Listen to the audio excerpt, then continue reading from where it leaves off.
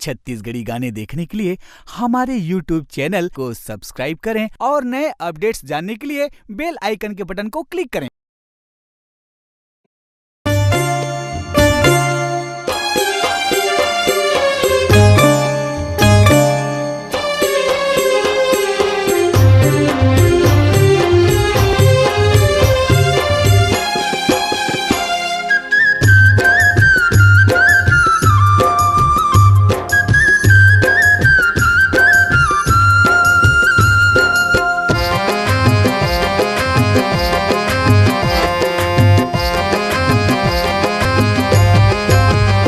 चौकपंथी तैमूला बना देतेगा, चौकपंथी तैमूला बना देतेगा। कोनो गा के मोर जीवला तार देतिन ना, कोनो गा के मोर जीवला तार देतिन ना। चौकपंथी तैमूला बना देतेगा, चौकपंथी तैमूला बना देतेगा। कोनो गा के मोर जीवला तार देतिन ना, कोनो गा के मोर जीवला तार देतिन ना।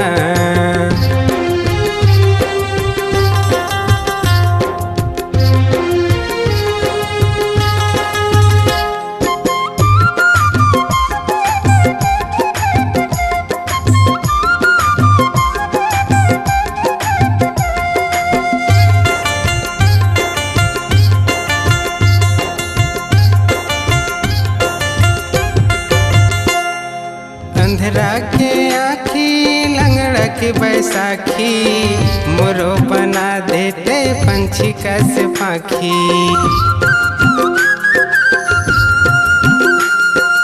अंधरा के आँखी लंगड़ा के बैसाखी, मोरो बना देते पंछी का से पाखी, मोरो बना देते पंछी का से पाखी। सादा चंदन तैमूला बना देतेगा, सादा चंदन तैमूला बना देतेगा। कोनो लगा के मोर जीवला तार देतिन ना, कोनो लगा के मोर जीवला तार देतिन ना।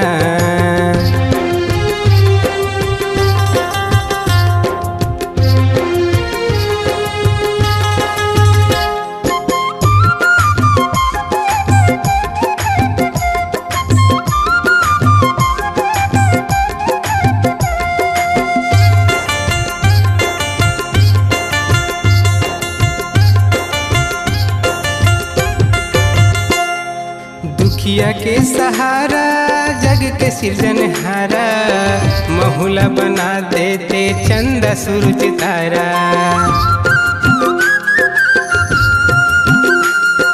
दुखिया के सहारा जग के सृजनहारा, महुला बना देते चंदा सूरज तारा, महुला बना देते चंदा सूरज तारा।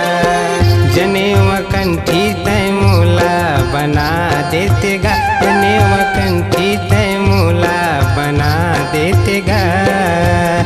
कोनो पहिर के मोर जीवला तार देतिन ना, कोनो पहिर के मोर जीवला तार देतिन ना। चौकपंथी तैमूला बना देतेगा, चौकपंथी तैमूला बना देतेगा। कोनो गा के मोर जीवला तार देतिन ना, कोनो गा के मोर जीवला तार देतिन ना, कोनो गा के मोर जीवला तार देतिन ना, कोनो गा के मोर जीवला तार देतिन ना, कोनो गा के मोर जीवला तार देतिन ना, कोनो गा के मोर जीवला तार देतिन ना। आपकी आवाज ही आपकी पहचान है। यदि आप अपनी आवाज को एक नया आयाम देना चाहते हैं तो चले आइए मल्टी ट्रैक डिजिटल रिकॉर्डिंग के लिए AVM audio video studio, Khamtarai, Raipur. Mobile number 9301523929 और 7869646201। यदि आप नए एवं पुराने गीत सुनना चाहते हैं तो avmgana.com में जाकर गाना फ्री डाउनलोड करें और YouTube चैनल में AVM गाना और KK कैसेट्स को सब्सक्राइब करें।